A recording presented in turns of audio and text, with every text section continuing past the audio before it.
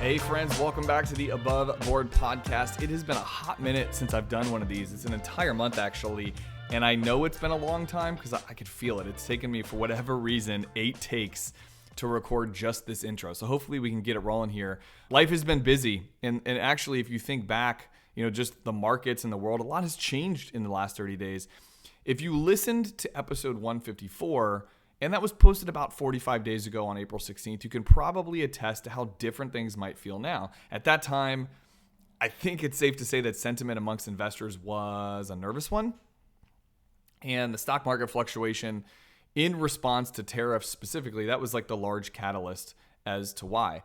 Now, there were 2 specific things that I enjoyed about episode 154, and that was with co-host Matt Marcoux and work colleague Michael Scott on our team. The first was how Michael explained these 3 main economic outcomes that could result from a trade war. I just felt like that was such useful and timely information, and still is if you go back and listen to that. But the second was a quote, and I'm paraphrasing, but it was a quote from Matt where he said, "Guys, it's just not good enough to just stay the course anymore, and you'll never hear me tell you to do that."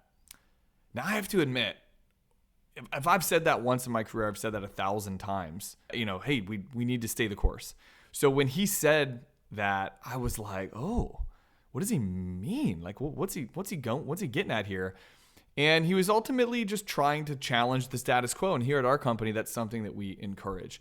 Now, specifically, of course, he meant in the world of finance and the markets. You see, you might hear stay the course as this calm, rational, responsible thing to do. And you hear it everywhere. The markets drop 10%. Stay the course. You're burned out in your job and it doesn't fulfill you anymore. Just stay the course. You're only 10 years away from your retirement. Or your business idea is not working anymore. Just keep pushing and stay the course. It'll work out.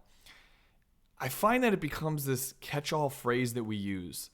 Sometimes maybe we just don't know what else to say when we're giving people advice in life. It's like this go-to for positive advice to give someone, but you have to understand when a proactive course correction is also needed. Because if we're always just staying the course, we run the risk of confusing inaction with discipline. Now, let me be clear about something. I do think the advice of staying the course works in the context where we might be reacting emotionally or impulsively to something. If we're not thinking logically and we're using our emotions and our feelings, these are absolutely times when we should stay patient, stay invested, and stay committed.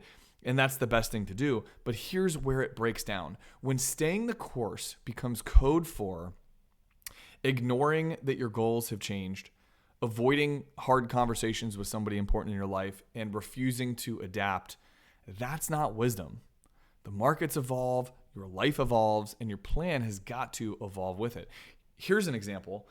Imagine deploying the same investment strategy that you had when you were in your 30s, but now you're 62 years old and you're about to retire. I think it's safe to say that some things have probably changed over 3 decades. Course corrections need to happen in response to life events changing, your risk tolerances changing, and market conditions. We need to be proactive in response to these things. So what's better? Maybe let's change the language. Instead of stay the course, let's try stay aligned, stay informed, stay intentional. I really like the word alignment because it gives you something that staying the course never will, which is the permission to pivot. Staying aligned means that you can change your strategy without abandoning your values. You can adapt to life events, getting a new job, an early retirement, maybe starting a family, and still move forward with clarity. You can take action when needed, and not out of panic, but out of purpose.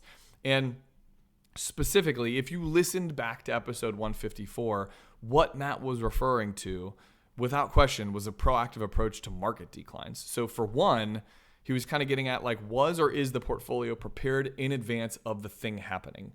Now, I say the thing because the thing has changed every year.